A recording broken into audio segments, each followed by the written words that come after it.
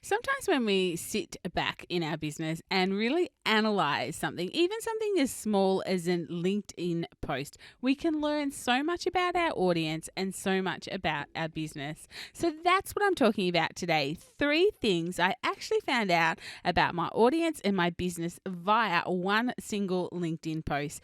Join me. Let's have this discussion. I'm sure that it will bring you some little pieces of gold. Hey, welcome to the Small Business Made Simple podcast, brought to you by socialmediaandmarketing.com.au. Being in business is never easy, but it can be simple, or at least simpler. Join me, your host Jen Donovan, every week where we focus on marketing, social media, and working towards simplifying your business. You with me? Let's do this. Dream it big, 'cause someone out there listening.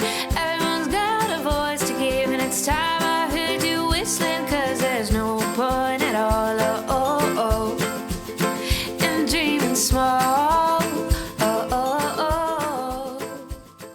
Hey there, my gorgeous listener. Welcome to episode 73 of the Small Business Made Simple podcast. Thank you, as always, for lending me your ears today. I know you have lots of choices out there, and I sincerely appreciate you making the Small Business Made Simple podcast one of them. If you're a first-time listener, then hey, super welcome to you. I'm so happy to have you land here on this podcast. I am the host, Jen Donovan, and it's my job via this podcast, my social media, and just about everywhere else that I hang out to make your business life simpler. Because I know business can be lonely, it can be hard, it can be complicated, and let's face it, it's rarely ever easy, but it should be simple, or at least simpler. So that is, of course, my commitment to you on the Small Business Made Simple podcast. One way that I can help make your life a little bit simpler is if you come and join my like-minded business owners group on Facebook. It's a place where you get to hang out with other people just like you who run small businesses. If you haven't joined in the fun already, then head to Facebook, search like-minded business owners, or of course head to the show notes at socialmediaandmarketing.com.au/73.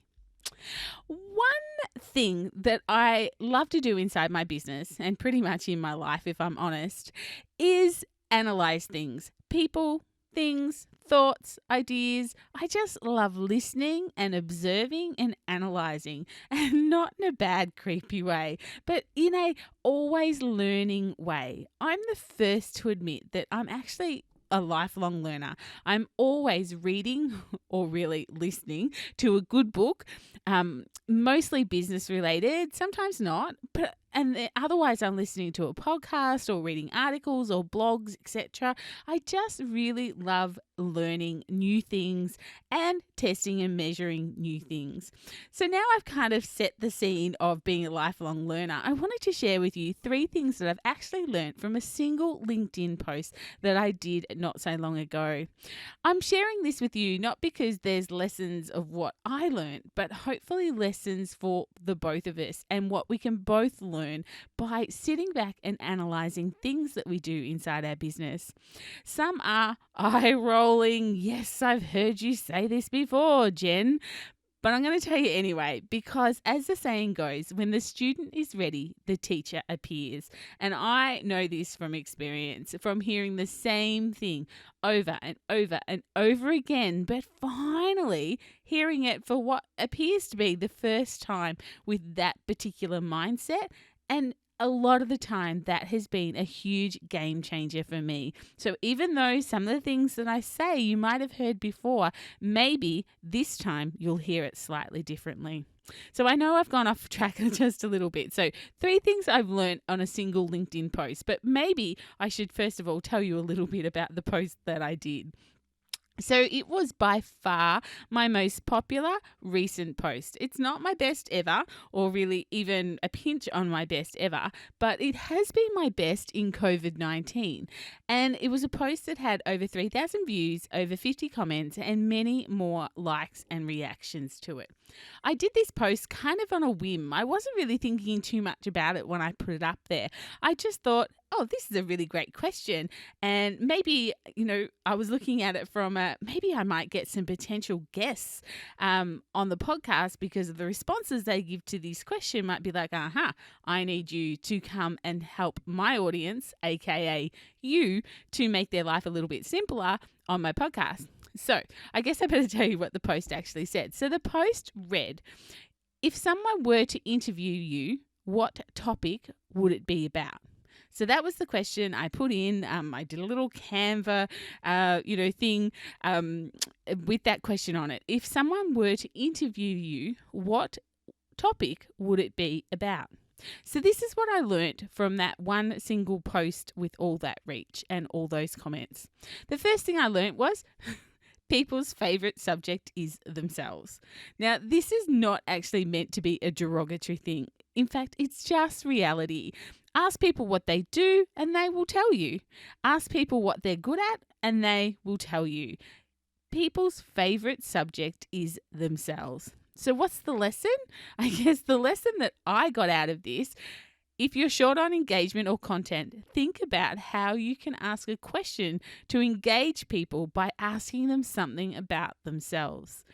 Everyone's favourite subject is themselves. So if you're short on engagement in your social media or in your content, think about how you can get people to talk about themselves in an abundance way, in something that will help other people if they read it. Interesting concept to look at how you can get more content on your social media, but still, it worked. People's favourite subject is themselves. The second thing that I learned is that some people actually don't know the answer to that. Some people who commented did not know what they wanted to be interviewed about. Now, this is a professional platform. This is LinkedIn, and therefore it's about business doing business with other businesses. But some people didn't know what their elevator pitch was. So an elevator pitch, just in case you're not quite sure what that term means, is being able to tell someone what you do and why you do it and who you do it for in the time taken to ride in an elevator. That's the theory behind it. It's a very scientific timeline, of course. But that's the idea of an elevator pitch. And it's totally fine that people don't know their elevator pitch. I really get that. I'm not looking at it from that perspective. I'm actually looking at it from a content perspective for my business, that perhaps I need to put some more content out there to help people articulate what they actually would be interviewed on, what their elevator pitch is. From a marketing point of view, maybe that's something missing in the market. Maybe people don't know what they're good at or who they're doing it for or why they're doing it. So with my marketing hat on, maybe that's content for the future there, right there for me. So if you couldn't answer that question, if you couldn't answer the question of what would your interview topic be, or maybe you have 100 answers to that question of what would your topic be, then perhaps your USP or your unique selling proposition is something that you do need to work on. Episode 4, yep, that long ago, because what are we at? Episode 73. Episode 4 was all about knowing and owning your expertise. It's worth a listen, even though it was some time ago, and it's got this great little exercise to do about learning how to articulate your unique selling proposition. It's like a little exercise in the podcast. So I would recommend that if you're having trouble with your elevator pitch, then maybe to head to episode 4 and have a listen to owning and knowing your expertise. You can just scroll back to episode 4, or of course go to social media and marketing.com.au/4. All right, the third and final thing that I learned from my single Instagram post was that LinkedIn is still my favorite and best platform. If you've been following along on my journey, you'll know that I'm putting in a really big effort with Pinterest this year. It's the platform that I really want to conquer in 2020. Well, actually, not me. That's a lie. I'm actually paying the wonderful Kate Wilkinson to conquer Pinterest for me. So Pinterest is that platform that I really wanted to see what results I could get from it this year. And I've also been trying really hard to turn up more on Instagram stories and in the Instagram feed. And I have to admit, hand on heart, it's a battle. It's not my favorite platform, but I really am powering through, and Instagram is definitely building and giving me leads and some amazing connections as well. But I put up this same post on Instagram stories and didn't get near the result I did with LinkedIn. And of course, there's lots of factors that would contribute to that. Timing, how I set it up on Instagram stories, my market or my audience in Instagram stories. Of course, I get all that. But the fact is that my posts did better on LinkedIn, and my posts consistently do better on LinkedIn. So it's kind of reinforcing that result that clearly my people are hanging out on LinkedIn. So although I won't stop putting my energy into any other platforms, like that would just be really silly, but they are really all are serving a different purpose and helping me reach different goals within my business. So this post just reinforced what's best for my business when it comes to the goal of building connections and building my expertise, and having social serve, its purpose within my business and within my business goals in my business. And just a little side note on that, of the 50 odd people who commented, 60% of them were already my connections. That means I got 40% of people who weren't my connections. So I had a really great opportunity to reach out with them, to connect with them, to start a really unique conversation with them around their answer, which of course I wouldn't have got the opportunity to do if they didn't comment on my post. So that was kind of like a real win-win for me. New connections, new conversations, goodness knows where relationships like that will take me. So that was another little win that I got from this one single post. So my questions to you after my 3 little discoveries is, do you know your elevator pitch? Do you know what you would love to be interviewed about? And of all the people who do what you do, why should someone choose you?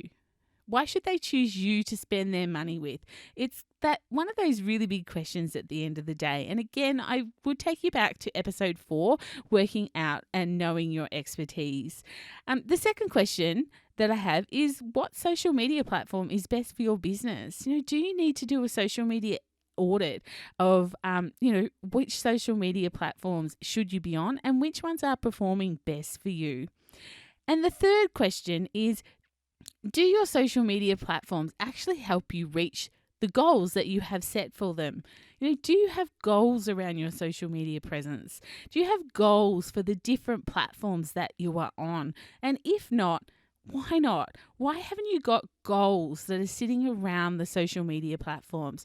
Gone are the days where business owners can be on Instagram just because it's the fluffy and new and the best.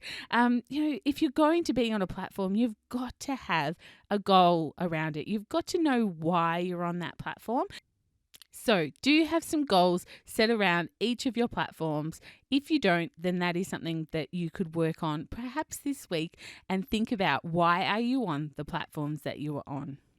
All right, guys, it was a really short and sharp episode today, and hopefully there was some really great gold in there for you. There was certainly some there for me when I took time to analyse just this single post, something I thought was really worth sharing with you. But of course, that is all for episode 73. I will be back next Thursday for another great episode to help you simplify your business in 2020. I hope that you will take something away from this episode and perhaps strategically think about your socials, or strategically think about what you're putting on what platform and how they are actually going on site within those platforms. Not posting for posting's sake, but actually stepping back and analysing what's actually happening on your socials, and is that helping you grow your business and helping you reach any business goals that you actually have. I hope that you have enjoyed this episode. Again, I know I already said that. Sorry.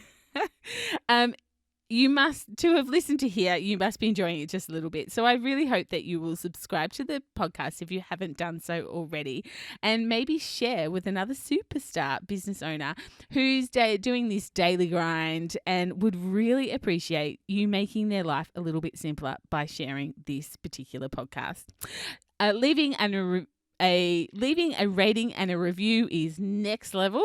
I would love for you to do that. It really helps, just other people to find my podcast, as well as gives me the warm and fuzzies, knowing that the content that I'm putting out week after week after week is really helping you simplify your business.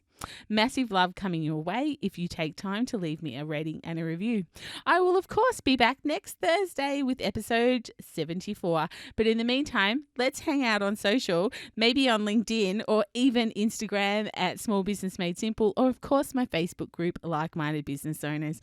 But whatever you do this week, remember, my small business peeps, as my opening song says, there is no point in dreaming small.